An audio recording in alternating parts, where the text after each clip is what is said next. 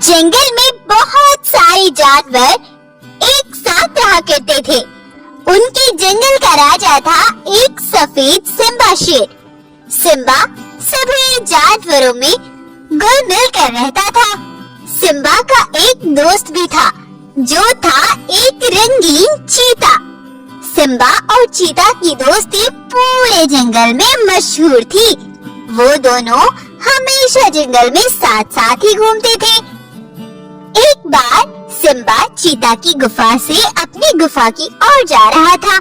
तभी उसे किसी के चिल्लाने की आवाज सुनाई देती है। अरे, ये कौन चिल्ला रहा है? ऐसा लगता है जैसे कोई बड़ी परेशानी में हो। मुझे चलकर देखना चाहिए। तब सिम्बा आवाज की दिशा की ओर जाकर देखता है तो उसे वहाँ पर एक जख्मी बाघ पड़ा हुआ दिखाई देता है, जो कि बहुत ज्यादा जख्मी हालत में पड़ा था। अरे अरे, कौन हो तुम? और तुम्हारी ये हालत किसने की है? महाराज, हमारे जंगल को कुछ शिकारियों ने तबाह कर दिया है। मेरा भी उन्होंने ही ये हाल किया है। मैं जैसे तैसे करके अपनी जान बचाकर यहाँ भाग आया महाराज। तुम चिंता मत करो, मैं तुम्हें कुछ नहीं होने दूंगा। मैं तुम्हें वेद भालू के पास ले चलता हूँ। तब सिम्बा जख्मी बाघ को अपनी गुफा पर लाकर वैद्य भालू को दिखाता है। भालू बाघ के जख्मों पर मरहम लगाता है। सुनो बाघ, तुम अभी बहुत जख्मी हो, इसलिए तुम कुछ दिनों के लिए मेरी गुफा में आराम करो। तब कुछ देर बाद सिम्बा के पास रंगीन चीता आता है और बाघ को देख सिम्बा से कहता है, अरे दोस्त, ये क्या? तुम किसी भी एरे गेरे को कैसे अपनी गुफा में रख सकते हो? अरे नहीं नहीं भाई, ये बहुत ज्यादा जख्मी था, इसलिए मैं इसे यहाँ उठा ले आया। जब ये ठीक हो जाएगा तो मैं इसे वापस भेज दूंगा। तुम चिंता मत करो। अब कुछ दिन बीत जाते हैं। बाघ भी अब बिल्कुल ठीक हो गया था। तब सिम्बा और चीता को देख बाघ बोलता है, अरे, इन दोनों की दोस्ती तो बड़ी ही मजबूत है और इस शेर के तो बड़े मजे हैं। सभी जानवर इसकी बहुत इज्जत करते हैं। अगर इसे मारकर मैं जंगल का राजा बन जाऊं तो मजा आ जाएगा। लेकिन पहले मुझे इनकी दोस्ती तोड़नी होगी। तभी वहाँ पर सिम्बा और चीता पहुँचते हैं। अरे क्या बात है बाघ, तुम किस सोच में गुम हो? महाराज, आपका बहुत शुक्रिया। आपने मेरी मदद की और मेरा इतना ख्याल भी रखा। कोई बात नहीं बाघ, राजा होने के नाते ये मेरा फर्ज था। अब तुम कुछ देर जंगल में जाकर टहल लो, तुम्हें भी अच्छा लगेगा। अगले दिन सिम्बा नदी में पानी पीने जा रहा था। तब उधर बाघ जाकर सिम्बा की पत्नी शेरनी को मार डालता है और उसको मारकर वहाँ से भाग जाता है। कुछ देर बाद वहाँ पर चीता आता है। शेरनी को मरी पड़ी देख चीता हैरान रह जाता है। तभी वहाँ पर सिम्बा भी पहुँच जाता है। शेरनी को खून से लथपथ देख सिम्बा की आंखें खुली की खुली रह जाती हैं। तभी वहीं पर बहुत से जानवर भी पहुँचते हैं। शेरनी के साथ ये सब किसने किया? बताओ मुझे। तब जानवरों के साथ खड़ा बाघ बोलता है, महाराज, गुफा पर सिर्फ अकेला चीता ही था। मुझे तो चीता का ही ये काम लगता है। शायद इसके दिल में कुछ और ना चल रहा हो। ये सुनकर जानवर और सिम्बा चीता को उसी नजर से देखने लगते हैं। चीता, तुम इतने बड़े जालिम निकलोगे, मैंने ये कभी सोचा भी नहीं था। मैं तुम्हें जिंदा नहीं छोड़ूंगा। ये सुनकर चीता वहाँ से भाग जाता है, लेकिन चीता को भी समझ नहीं आता कि शेरनी को किसने मारा है। लेकिन अगले दिन शेरनी के गम में सिम्बा की मौत हो जाती है। बेचारा सिम्बा ये सदमा सह नहीं पाया। उधर एक गाय जानवरों के पास जाती है और कहती है, भाइयों, अब हम अकेले पड़ गए हैं। हमारे महाराज भी हमें छोड़कर चले गए। भाइयों, अब ना जाने हम अपने जंगल को कैसे दुश्मनों से बचा पाएंगे। ये खबर सुनकर सभी जानवर बेचारे उदास हो जाते हैं, लेकिन बाघ तो मन ही मन बड़ा खुश था। अरे, मेरा तो काम आसान हो गया। चलो चलकर शेर को देखने चलता हूँ। तब बाघ सिम्बा को देखने के लिए जाता है और सिम्बा को देखकर कहता है, अरे सिम्बा, अगर मुझे पता होता कि तू इतना कमजोर है, जो अपनी पत्नी के सदमे में ही मर गया, तो मैं सीधा तुझे ही मारता। कम से कम बेचारी शेरनी की तो जान बचती। बाघ की यह बात सुनते ही सिम्बा दहाड़ मारते हुए उठ खड़ा होता है। ये देख बाघ के तो पैरों तले जमीन खिसक जाती है और तभी रंगीन चीता और सभी जानवर भी वहीं पहुंचते हैं। दरअसल कल चीता के पास गाय और भालू आए थे और चीता से कहते हैं, हम जानते हैं चीता भाई कि तुम शेरनी को कभी नहीं मार सकते, लेकिन सवाल ये है कि शेरनी को मारा किसने? मुझे तो ये काम उस बाघ का ही लगता है। शायद वो हमारी दोस्ती तोड़ना चाहता हो। तो भाई, अब हमें क्या करना चाहिए? ऐसा करते हैं कि जानवरों में सिम्बा शेर के मरने की खबर फैला देते हैं कि सिम्बा शेर शेरनी के सदमे में मर गए हैं। इसी दौरान जो भी शेरनी की मौत का कातिल होगा, वो सामने आ जाएगा। इस तरह से चीता ने अपनी होशियारी से शेरनी के हत्यारों को सबके सामने ले आया। तब सिम्बा शेर गुस्से से आग बबूला होकर बाघ पर हमला करता है और उसे वहीं जान से मार डालता है और उस हत्यारे का वहीं पर अंत कर देता है। मुझे माफ करना भाई, मैंने बिना सोचे समझे तुम पर गुस्सा किया। मुझे माफ कर दो। तब चीता सिम्बा को माफ करता है और सिम्बा के साथ फिर से हंसी खुशी रहने लगता है। चीता अपनी होशियारी से अपनी दोस्ती को भी बचा लेता है और उस बात की सच्चाई को सामने ले आता है। तो अगर आपको आज की हमारी कहानी पसंद आई है तो इस कहानी को लाइक करें, शेयर करें और हमें मोटिवेट करने के लिए हमारे चैनल को सब्सक्राइब करें और कमेंट में एक कमेंट करके ये जरूर बताएं कि आपको हमारी वीडियोस कैसी लगती हैं, आपको फ्यूचर अपडेट्स में किस तरह की स्टोरीज देखना पसंद है। कमेंट में हमें जरूर बताएं। Thank you. भल्लाल नाम का बाघ अपनी सेना के साथ जंगल में तेजी से बढ़ रहा था। उसे देख ऐसा लग रहा था मानो वो बड़े गुस्से में है।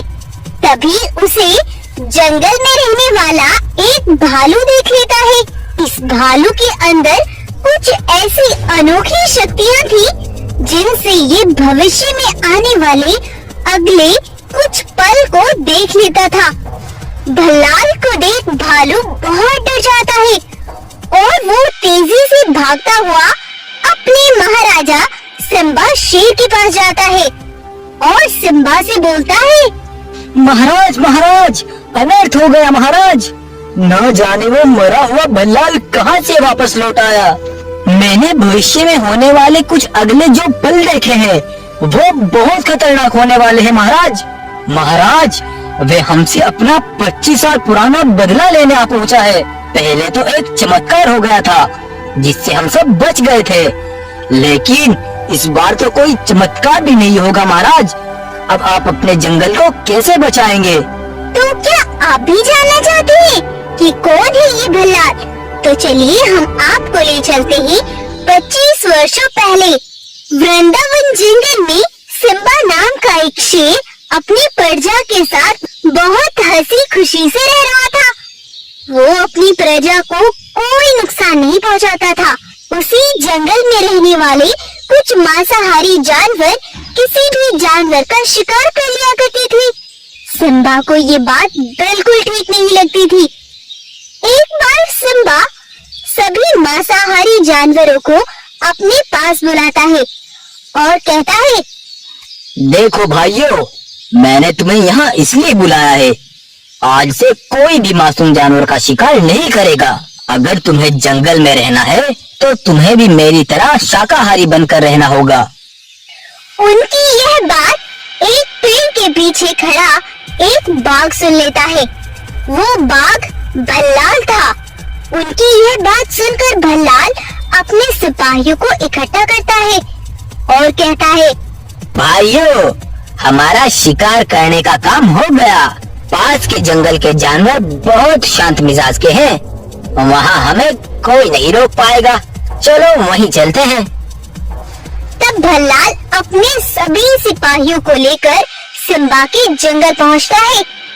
आसपास खड़े सभी जानवरों पर वो जोरदार वार करते हैं और उन्हें अपना भोजन बना लेते हैं।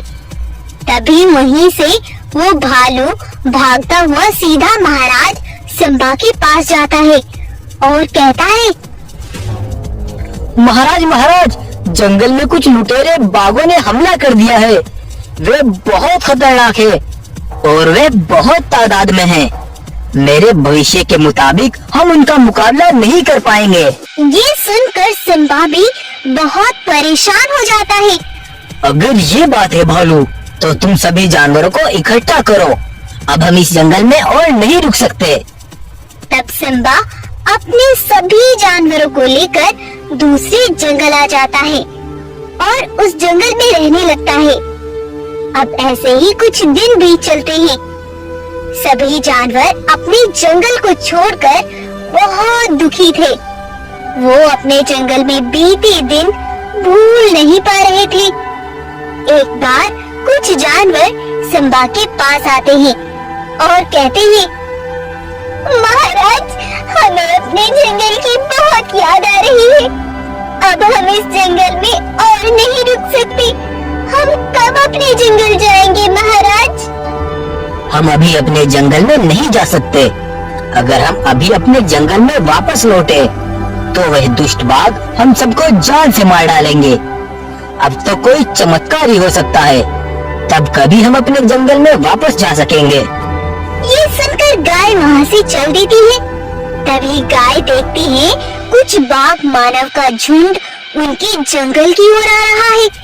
उन्हें देख गाय डर जाती है और भागती हुई महाराज शेर के पास जाकर कहती है, महाराज, महाराज, बहुत सारे बाघ मानव हमारे जंगल में घुस आए हैं। लगता है उस भल्लाल बाघ की तरह ये भी हमें मार डालेंगे महाराज। अब हमारा क्या होगा महाराज? तब सिम्बा शेर उनके पास जाता है और उनसे पूछता है, ओए, कौन हो तुम? तुम यहाँ क्यों आए हो और तुम्हें क्या चाहिए? तुम घबराओ मत शेर, हम तुम्हें कोई नुकसान नहीं पहुँचाएंगे। हम तो बस इस जंगल में घूमने के लिए आए थे, लेकिन तुम हमसे इतना क्यों डर रहे हो? तब सिम्बा शेर उनको भल्लाल की और उसके सिपाहियों की बीती कहानी उन्हें बताता है, जिसे सुनकर बाघ मानव बोलता है, अगर ये बात है सिम्बा शेर, तो हम तुम्हें तुम्हारा जंगल दिला कर रहेंगे और उन बाघों से भी निपट लेंगे।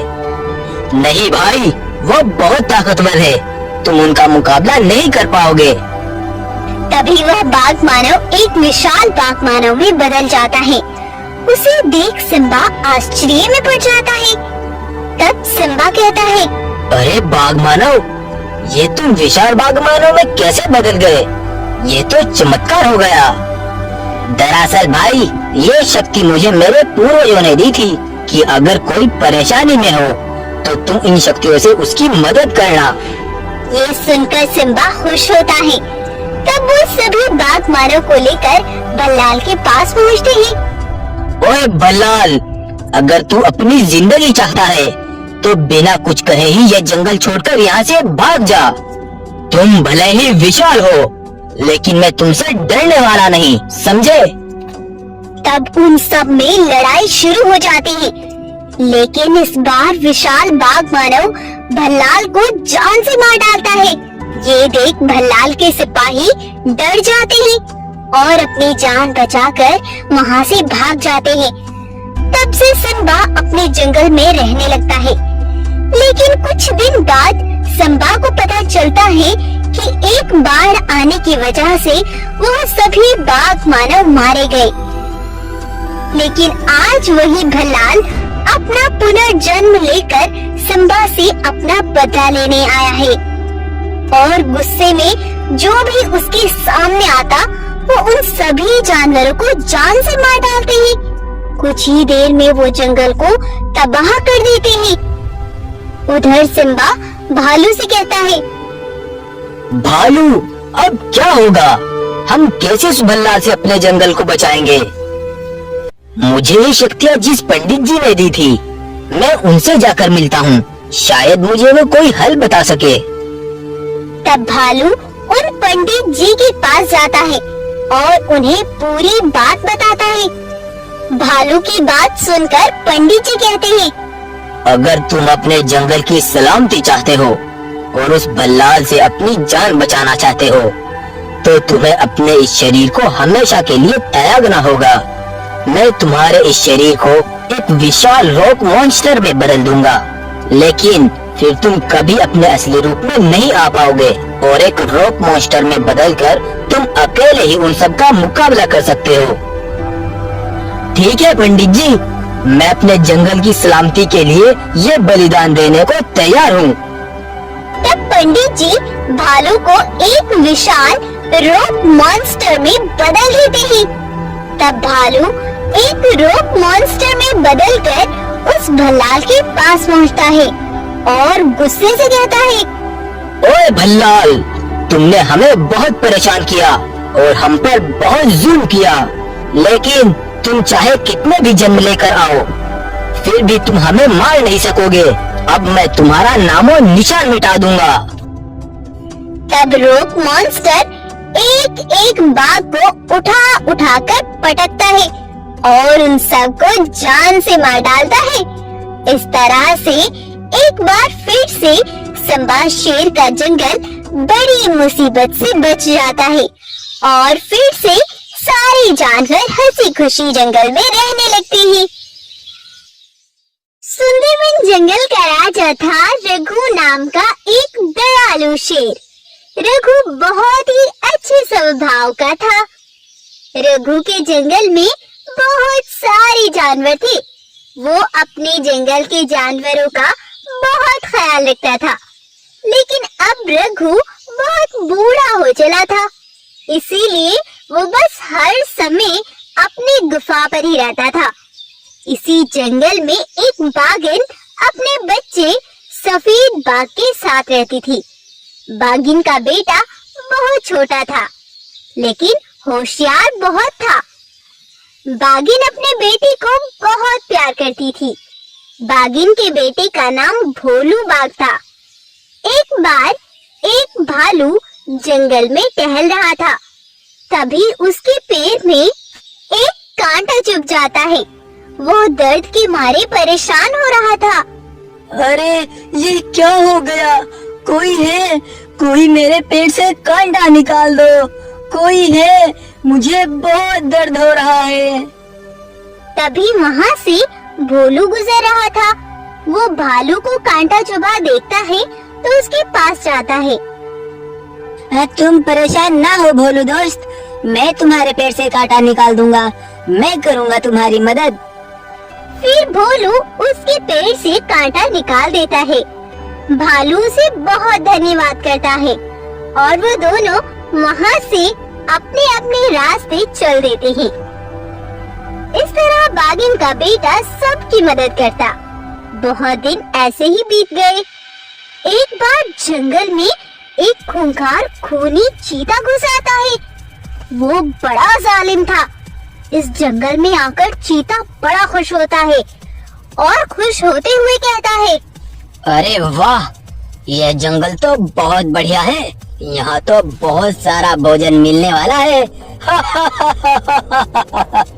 इस तरह खुश होकर वो जानवरों का शिकार करना शुरू कर देता है। चीता को ऐसा करते देख जानवर अपनी जान बचा बचा कर भागने लगते हैं, लेकिन चीता बहुत से जानवरों को मार डालता है। तभी वहाँ जंगल का राजा रघु शेरा पहुँचता है। वो उस चीता से कहता है, तुम्हारे इतने मजाल, तुमने मेरे जंगल के जानवरों को नुकसान पहुंचाया। मैं तुम्हें छोड़ूंगा नहीं। ओए बूढ़े शेर, तुम मेरा कुछ नहीं बिगाड़ सकता। अब तो तू भी मेरा शिकार बनेगा। इस तरह वो चीता रघु शेर पर वार करता है। दोनों में लड़ाई होने लगती है और चीता रघु को बिल्कुल घायल कर देता है और कहता है, मैं तुझे इतनी जल्दी नहीं मारूंगा, तुझे तड़पा तड़पा कर मारूंगा और मैं इस जंगल पर अपना हुक्म चलाऊंगा। इस तरह वो खूनी जालिम चीता रघु शेर को जख्मी कर एक पिंजरे में कैद कर देता है और खुद जंगल पर राज करने लगता है। जंगल के बाकी जानवर बहुत ज्यादा डरे हुए थे। तब एक गाय आती है और कहती है, अरे भाइयों, अब क्या होगा? उस चीता ने तो हमारे जंगल में तबाही मचा दी। ऐसा करते ही हम तो यहाँ से किसी दूसरे जंगल चले जाते हैं। नहीं भाई नहीं, हमारे राजा हमारे लिए अपनी जान पर खेल जाते हैं। उन्होंने हमें हर मुसीबत से बचाया। हम उन्हें ऐसे छोड़कर नहीं जा सकते। हमें उस चीता से बचने का कोई उपाय सोचना होगा। हाँ साथियों, मेरे पास उससे बचने का एक उपाय है। भोलू, तुम चुप रहो बेटा, तुम अभी बहुत छोटे हो, तुम बड़ों की बात में मत बोलो। अरे नहीं नहीं बागिन, ऐसा मत कहो, भोलू को बताने दो, शायद भोलू कुछ सही बता सके।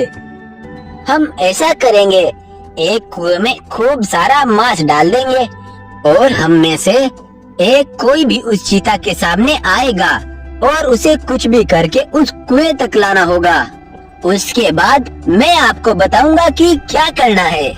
सारे जानवर बातें कर ही रहे थे, तभी वहाँ वो खूनी चीता पहुँच जाता है। उसे देख सारे जानवर डर के मारे अपनी अपनी जान बचाकर वहाँ से भागने लगते हैं। लेकिन भोलू की माँ बागिन पीछे रह जाती है और वो जालिम चीता बागिन पर ही जोरदार वार करता है और उसे मारकर भाग जाता है। जब भोलू पीछे मुड़कर अपनी माँ को देखता है तो वो अपनी माँ को मरा हुआ पाता है। ये देख भोलू जोरों से रोने लगता है। बाकी जानवर भी वहाँ पर आ जाते हैं और अब सब बहुत दुखी थे। तब एक गाय कहती है, रो मत बेटा भोलू, उस चीता को अब तो हम नहीं छोड़ेंगे। उसने हमारे साथियों को मार डाला। चलो भोलू, आज हम उस चीता का काम खत्म करके ही रहेंगे। तब सारे जानवर प्लान के मुताबिक एक कुएं में खूब सारा मांस डाल देते हैं और छिप जाते हैं और लोमड़ी जाकर चीता के नजदीक जाकर खड़ी हो जाती है। जब चीता उसे देखता है तो उसका शिकार करने उसके पीछे भागता है।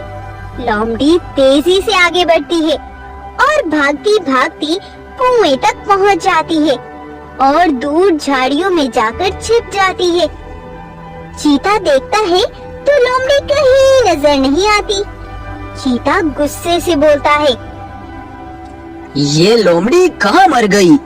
अभी तो मेरे सामने से भागी जा रही थी। आज के भोजन का क्या होगा?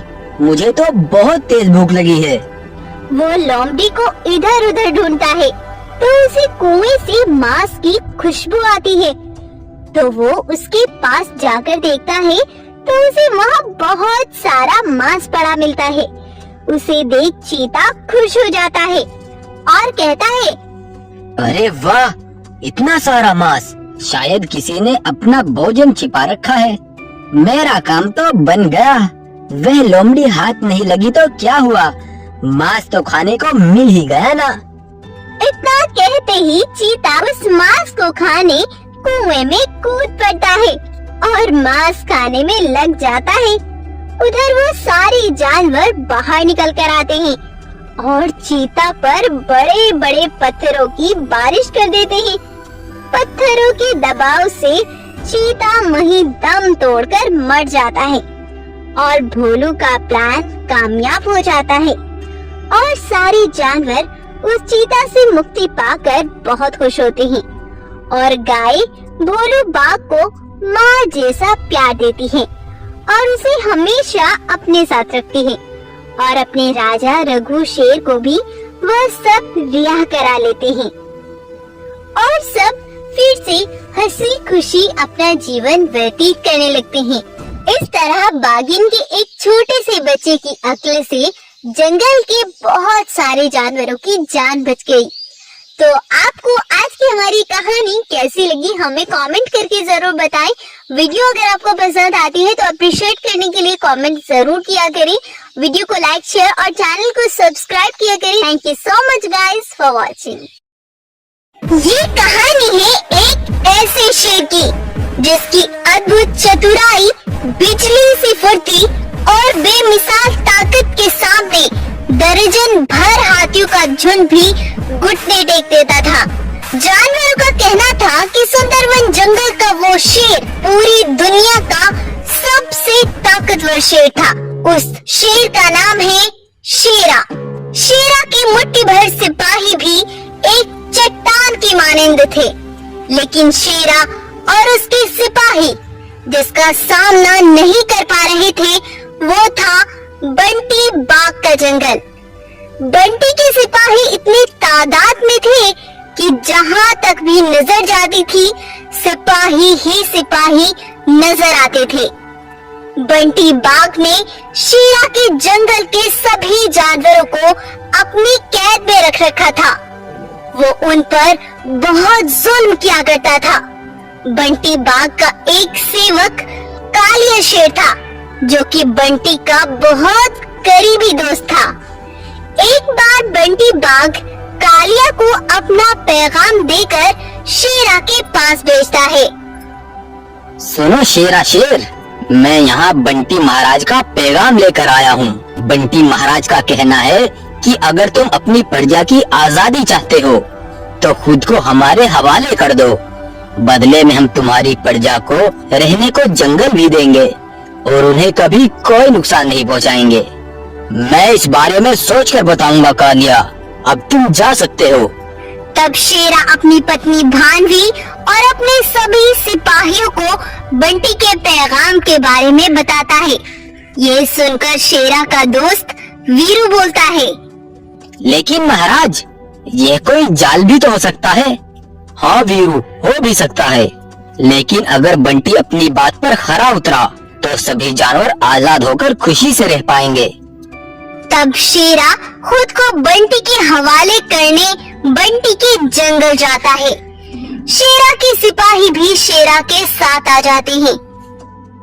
आओ शेरा आओ, मुझे तो मालूम था कि तुम्हारे ये सिपाही भी तुम्हारे साथ जरूर आएंगे। अब मैं तुम्हारे सारे सिपाहियों को हमेशा के लिए जंगल में कैद कर लूंगा और इन सबको तड़पा तड़पा करवा लूंगा। तभी कालिया शेर आकर दरवाजा बंद कर देता है। बंटी, तुमने मेरी प्रजा को आजाद करने के लिए बोला था। मैं खुद को तुम्हारे हवाले करता हूँ। तुम मेरी प्रजा को और मेरे सिपाहियों को यहाँ से आजाद कर दो। आए हुए शिकार को भला कौन जाने देता है शेरा।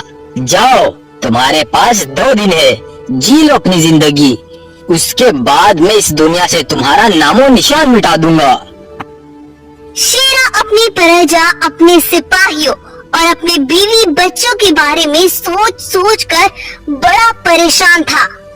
तब शेरा अपने दोस्त वीरू और अपनी पत्नी भानवी को अपने पास बुलाता है और उनसे कहता है, देखो वीरू और भानवी, बंटी बाघ ने हमारे साथ धोखा किया है। वो अब अपनी बात से मुकर गया। अब तुम जानते हो कि मैं अकेला ही इस बंटी और इसके कई सिपाहियों को जान से मार सकता हूँ। लेकिन अगर मैंने ऐसा किया तो बंटी के सिपाही हमारे जंगल के जानवरों को मार डालेंगे। हम अभी इनका मुकाबला नहीं कर सकते। आज रात में यहाँ एक खुफिया सुरंग से बाहर निकल जाऊंगा और अपने दोस्त रामू चीता से जाकर मदद मांगूंगा। फिर मैं रामू के साथ मिलकर एक बड़ी तादाद में बंटी के जंगल पर हमला करूंगा। उसके बाद मैं तुम सबको आजाद करा लूंगा। भानवी, तुम अपना और बगीरा का ख्याल रखना। तब शेरा उस सुरंग को ढूंढने लगता है। कुछ देर बाद शेरा को वो सुरंग दिख जाती है। जैसे ही शेरा उसकी ओर बढ़ता है तभी बंटी का एक सिपाही उसे देख लेता है और जोर जोर से बोलता है, जल्दी से बाहर आओ, शेरा भाग रहा है। तब बहुत से सिपाही और बंटी बाघ वहां पहुंच जाते हैं। कुछ देर बाद शेरा के सिपाही और भानवी भी वहां पहुंचते हैं। क्यों रे शेरा, जो तेरे सिपाही तेरे से इतना प्रेम करते थे, आज तू उन्हें ही छोड़कर भाग रहा था। देख लो सभी सिपाहियों, आज तुम्हारा महाराज शेरा अपनी जान को बचाकर भाग रहा था। और अगर तुम्हें यकीन नहीं आता तो मैं अभी भानवी से भी कहलवा देता हूँ। तब बंटी भानवी के पास आकर आराम से कान में बोलता है। भानवी, अगर तुमने आज इस बात को स्वीकार ना किया तो मैं तुम्हारे सारे सिपाहियों और सभी जानवरों को जान से मार डालूंगा। और सबसे पहले मैं तुम्हारे इस बेटे से शुरुआत करूंगा, इसलिए जो मैं बोल रहा हूँ वही करो। भानवी पहले शेरा की तरफ देखती है और फिर सभी सिपाहियों की ओर। हाँ सिपाहियों, शेरा हम सबको छोड़कर यहाँ से भाग रहा था। बंटी बाघ सही बोल रहा है। ये सुनकर सभी सिपाही दंग रह जाते हैं और वो शेरा पर बहुत गुस्सा भी होते हैं। देख लिया ना सिपाहियों तुमने, क्या अब भी इस पर भरोसा करोगे? मार डालो इसको। बंटी बाघ सभी सिपाहियों को बहलाकर शेरा को मरवा डालता है। बेचारी भानवी सभी सिपाहियों से बड़ा प्रेम करती थी, इसीलिए वो सबकी जान बचाने के लिए अपने पति शेरा को मरवा देती है। यह देख बंटी बाघ बहुत खुश था। उसको मरवा कर बंटी शेरा को उसी सुरंग से बाहर फेंक देता है। अब कुछ साल बीत चलते हैं। भानवी का बेटा बगीरा भी अब जवान हो चला था। शेरा के सभी सिपाही बगीरा को भी भगोड़ा बुलाते थे। ये देखो, ये भी शेरा का बेटा भगोड़ा है। जैसा बाप भागना चाहता था, ये भी हमें छोड़कर जरूर ऐसे ही भागेगा। ये सुनकर बगीरा अपने पिता पर बहुत गुस्सा होता था। वो भी अब यही मानने लगा था कि उसके पिता गलत थे। एक बार बगीरा के पास शेरा का दोस्त वीरू आता है और कहता है, सुनो बेटा बगीरा, तुम्हारे अंदर शेरा का खून है। जो तुम्हारे पिता नहीं कर पाए थे वो अब तुम्हें करना होगा। मतलब मेरे पिता तो जंगल छोड़कर नहीं भाग सके, तो अब मैं जंगल छोड़कर भागूं? नहीं बेटा, तुम्हारे पिता अपनी जान बचाने के लिए नहीं, हम सबको यहाँ से बचाने के लिए भागे थे, लेकिन वो यहाँ से निकल नहीं सके। लेकिन वो यहाँ से भागकर जाते कहाँ? बेटा, शायद आज भी शेरा का दोस्त रामू चीता तुम्हारे पिता का इंतजार कर रहा होगा, लेकिन उसे ये नहीं पता कि शेरा मर चुका है। आज रात मैं तुम्हें उस सुरंग से बाहर निकालूंगा और तुम रामू चीता से जाकर मदद मांगना। तब रात होने पर वीरू बगीरा को सुरंग से बाहर निकाल देता है। तब बगीरा वीरू के बताए हुए रास्ते पर लगातार 2 दिन तक चलता है। आखिरकार बगीरा रामू चीता तक पहुंच ही जाता है और रामू चीता को पूरी बात बताता है। शेरा की मौत की खबर सुनकर चीता बड़ा उदास हो जाता है। तब चीता बगीरा से कहता है, सुनो बेटा बगीरा, शेरा भले ही ना रहा हो, लेकिन हम तो जिंदा है ना। मैं अपने सिपाहियों के साथ मिलकर सभी जानवरों को बंटी की गुलामी से जरूर आजाद कराऊंगा। तब रामू चीता एक बड़ी सेना साथ लेकर बंटी बाघ के जंगल की ओर निकल पड़ता है। सुनो रामू चीता, हमें उन बाघों को कम संख्या में करना होगा। उसके बाद हम बंटी के जंगल पर हमला करेंगे। कुछ बाघ हर रोज अपने जंगल से बाहर टहलने के लिए निकलते हैं। हमें रोज उन्हें जंगल से बाहर मारना होगा। तब बगीरा और रामू छिपकर बंटी के जंगल की बाहर से निगरानी करते हैं। शाम के समय कुछ बाघों का झुंड बाहर निकलता है। रामू के कुछ सिपाही जाकर उनको मार डालते हैं। ऐसे ही कई दिनों में रामू और बगीरा बहुत से बाघों को जान से मार डालते हैं। बेटा बगीरा, अब वक्त आ गया है जंगल पर हमला करने का। आज ही हम जंगल पर हमला करेंगे। तब सभी चीता बड़ी ताकत और फुर्ती के साथ जाकर जंगल का दरवाजा तोड़ देते हैं और जो भी बाघ सामने आता वो उसे जान से मार डालते। कुछ ही देर में रामू के सिपाही बंटी के सिपाहियों को मार डालते हैं। ये देख बंटी की टांगे थर थर कांपने लगती है। कुछ देर बाद दरवाजे से जो आता है उसे देखकर जानवर सभी दंग रह जाते हैं। भानवी भी खुशी से फूली नहीं समाती। वो देखते हैं कि शेरा जिंदा है और उसी ताकत के साथ फिर से जंगल वापस लौट आया है। दरअसल जब शेरा को मरा हुआ समझकर सुरंग से बाहर फेंक दिया था तो भालू शेरा को घायल पड़ा देख शेरा के पास आता है और उनको उठाकर एक बग्गी में डालकर अपने साथ घर ले आता है और शेरा की मरहम पट्टी करता है। 2-3 दिन बाद शेरा को होश आता है, लेकिन शेरा इतना घायल था कि उसे ठीक होने में सालों लग गए। बगीरा अपने पिता को देखकर बहुत खुश होता है। अरे अरे, तुम जिंदा कैसे? तुम्हें तो मैंने मरवा डाला था ना। मेरी छोड़ो बंटी, अब अपनी सोचो कि मैं अब तुम्हारा क्या हाल करूँगा। तब शेरा बंटी पर एक के बाद एक वार करता है और उसे खून से लथपथ करके जान से मार डालता है। उसके बाद से बगीरा सभी जानवरों को आजाद करा के अपने पिता और अपनी माँ के साथ जंगल में हंसी खुशी रहने लगता है। तो आपको आज की हमारी कहानी कैसी लगी हमें कमेंट करके जरूर बताएं और हमें अप्रिशिएट करते रहें फ्यूचर में अच्छे यूनिक और लेटेस्ट कंटेंट लाने के लिए। अगर आपको ये वीडियो अच्छी लगी है तो इसको लाइक शेयर और सब्सक्राइब करना ना भूलें।